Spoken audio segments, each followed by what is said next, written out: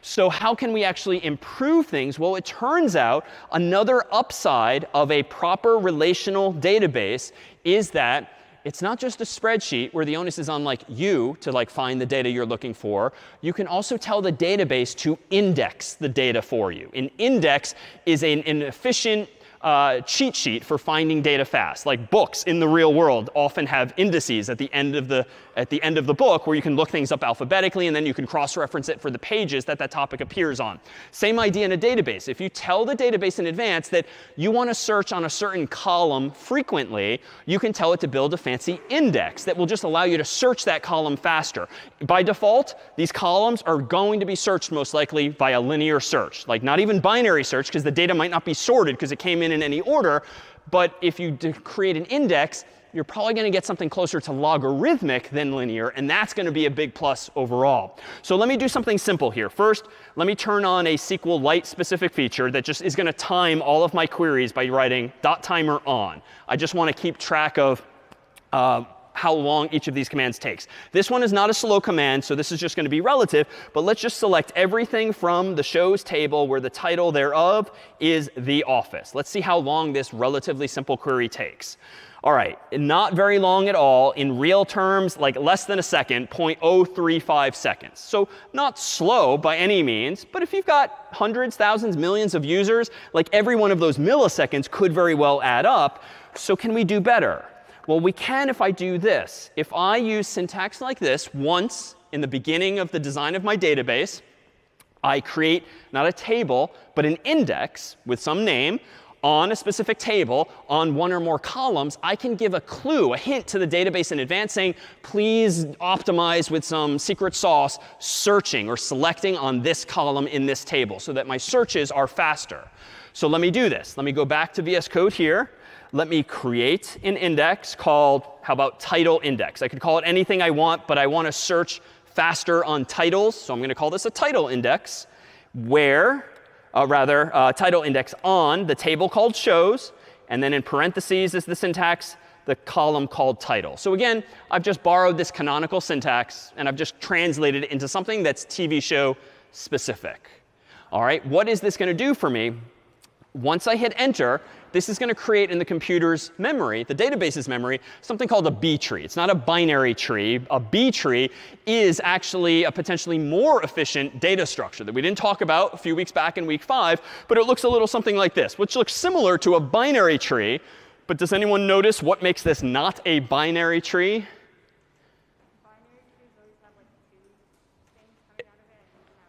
Exactly. Binary tree, by implying 2, has no more than 2 children per node. But here's a perfect example, 1, 2, 3. And there could be 4 children, 5 children, or more. But the effect of that, if you have a very wide tree, the upside is that it's like very short. Like it pulls the data higher up, closer to the node, to the root node. And recall that the root node is where we began our searches in the past, whether it was a BST, a binary search tree, even a trie, or other data structures. We always began at the top. So the higher up you can pull the data, even if it makes the data structure very wide, you're going to be able to do boom, boom, boom, look up queries, look up data probably much faster, certainly than if it's just a very long list, like a column by default.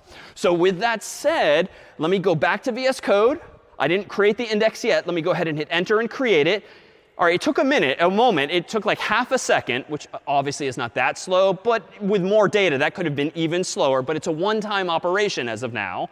And now, let me hit up. And let me select the same data from shows where title equals The Office. Last time, just a moment ago, it took 0.035 seconds. No, not slow, but also that's going to add up if I have lots of users of IMDb. Let's go ahead now and execute the same query again. How long did that take? 0.001 seconds now. I mean, practically nothing.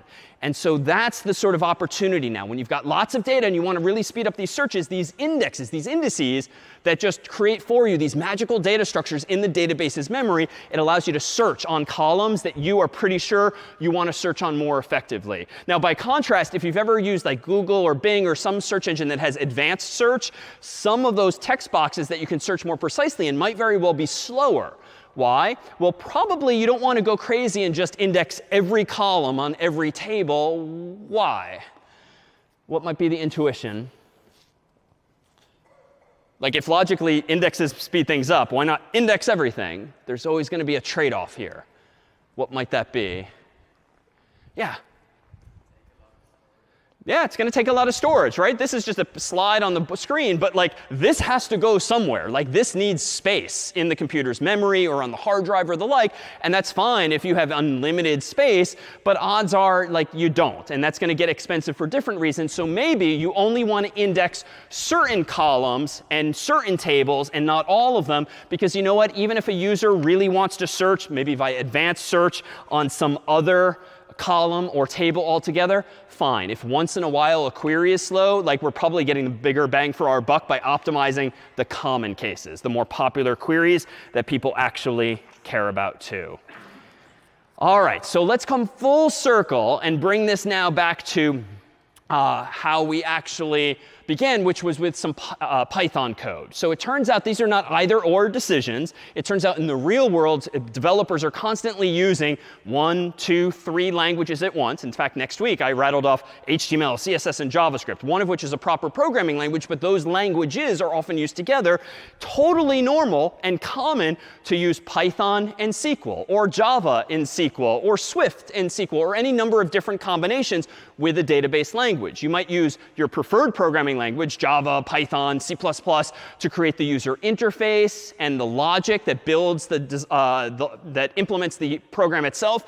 But for your data, like SQL is a really good candidate. And indeed, we've seen already that SQL can just speed up certain operations. You can collapse 15 lines of code into just one, and you can use these things together. So let me come back to, I'm going to quit out of SQLite. I'm going to minimize my terminal window. And here's where we left off before with favorites.py. With favorites.py, everything was being stored in favorites.csv. And recall that we eventually imported that CSV file into favorites.db automatically with .import, just so we can start playing around with SQL.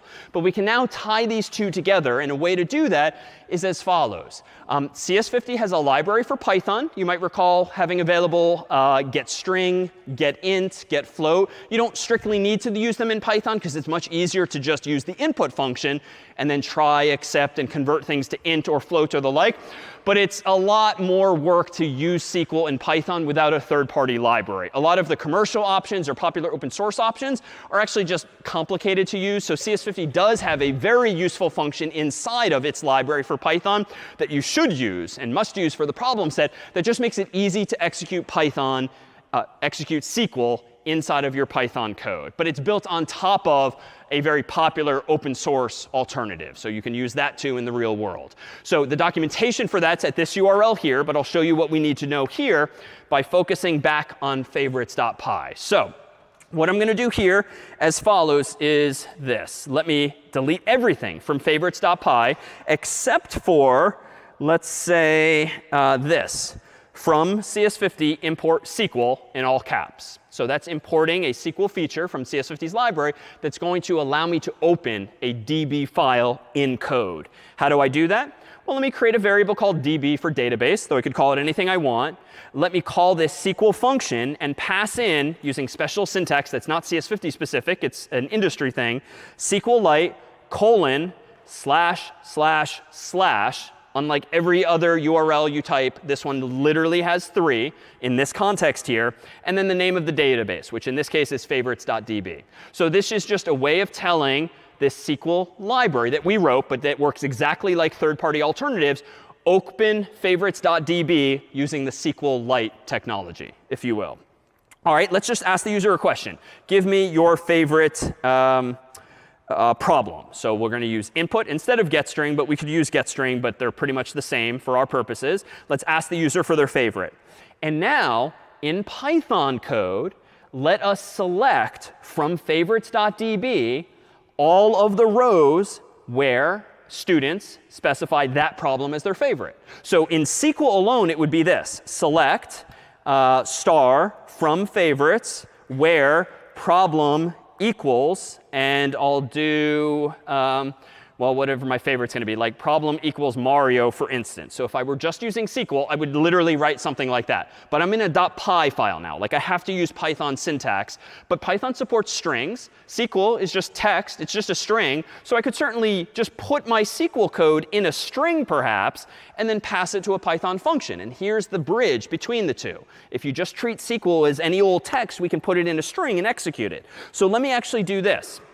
Let me go ahead and create a variable called rows, which is eventually going to contain all the rows from the database.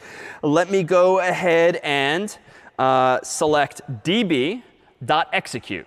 This is the one function you need to know about inside of CS50's library, and it literally executes a SQL statement. And then in quotes, you pass it literally what you want to execute. And let me go ahead and close the parenthesis at the end there. And now let me just try this. So for row in rows, let's iterate over all of the rows. Let me go ahead and print out, how about row, quote unquote. And what do I want here? Let's print out the timestamp of that person for kicks. All right, let me open my terminal window. Python of favorites.py, crossing my fingers here for sure. Enter. There we go, favorites. So I'll type in Mario. OK, so I got back, it's not very interesting, but I got back all of the timestamps of students who typed in Mario that we imported into this database. Well, what I really care about is how popular Mario is. So let me change this a little bit. Let me change this to count the number of rows. And let me keep it simple. Let me give an alias like I proposed earlier, like as n, where n is a number, so that now down here, I can actually just do this. Print out the value of n. All right, let me go back to my terminal window, run Python of favorites.py. Let me type in Mario, enter. OK, 39. Now, technically, I'm cheating. Like, honestly, if I'm executing select count, we've seen before, it only ever returns one row, not multiple. So there's really nothing to iterate over. But it's working fine. It's just iterating once, but I'm getting lucky. So technically, what I should probably just do is this. I should probably give myself like a variable called row, set it equal to the very first row and only row that came back, and now print out that row's n column. Let me rerun the program. I'll type in Mario again, enter, and I still see 39. So this, of course, I don't strictly need to do this. I don't really need a variable. I can do rows bracket 0 instead. But let me focus on what this library is now doing. So per the documentation, what the CS50 execute function always does for you is it returns a list of dictionaries. So if your query returns nothing, like no matches, you get back an empty list. Like open bracket, close bracket, nothing in it. Any loop is not going to execute anything useful because there's nothing in it. If, though, you get back one row, you're going to get back a list of size 1 inside of which is a single dictionary. That dictionary is going to have keys that correspond to whatever you selected, be it the columns or the count. So when I selected star before, I would have gotten all of the columns. That's how I was able to access timestamp. Here, I'm just selecting count, and I don't want to have to type this down here. That would just look kind of atrocious. It would work, but it would look weird to just keep retyping count, paren, star, close paren. So I just created an alias called n just to like make this my life easier or cleaner down here. So to be clear, the CS50 execute function returns a list of dictionaries when you're using select, and that is how I can now get back the first and only row and then print out that row's n value. It is identical to, let me do this. Let me highlight this whole line of text. Let me, in my terminal window, run SQLite 3 of favorites.db like we did before break. Let me just copy paste this query, enter. That's the table I got back earlier when we played with SQL manually. And so when I get back this table, here's the key, here's the value. And I only have one row, which is why I'm just blindly indexing into rows bracket 0, because I know there's always going to be an answer there. It's going to be 0 or 1 or more. But I know now it's going to be called n because of this here. So what have I just done? Well, this is SQL down here. And this is just me being like a data scientist asking questions about my data, just using like black and white SQL queries. This is me now being a Python programmer who wants to talk to a SQL database using Python. And the bridge we're using happens to be this CS50 library. But again, there's third-party free libraries you can also use as well. Ours is just very simple. And indeed, the documentation will explain how execute behaves a little differently for inserts, updates, and deletes. You don't get back a list because you're not selecting anything, but you do get back some return values. Questions on this? That's the last of our Python code that ties everything together in spirit. Yeah?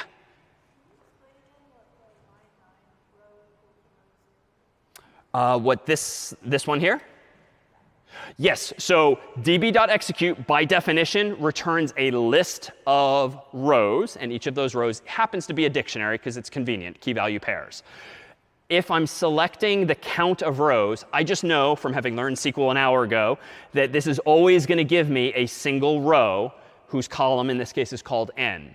So if I know it's a single row, I can just blindly, just like in C, go into that list or an array in C and go to the first location and then treat that as the single row. What you don't want to do is this. Even if you, the human, know the query returns one row, you can't just magically change the variable name to be singular and expect to have only one value. You will always have a list. So even if there is only one value in it, it's up to you to do something like this to get at it.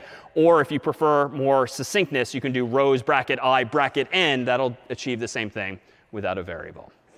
Yeah?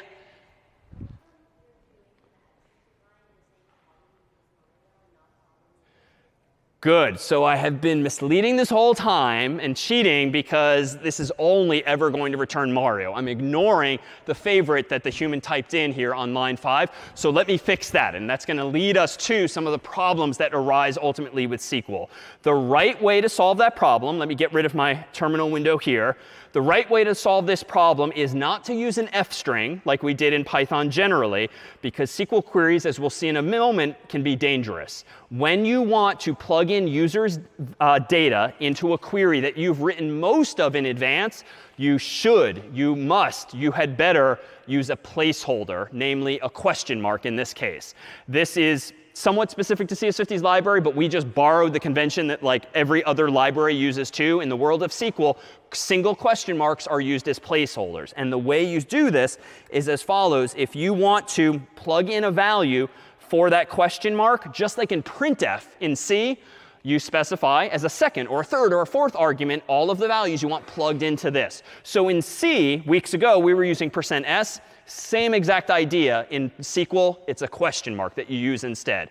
This now, if I open back my terminal window and I run python favorites.py, type in Mario, I should still get 39. But now I can also type in Scratch, perhaps, and get 44 for that very first piece at 0. And that one is even more popular here. So this now is correct. It would work to use an F string here and then plug in a value like favorite here. But you'll see in just a moment, don't do that. You will expose yourself to potential hack or attacks by trusting the user's input.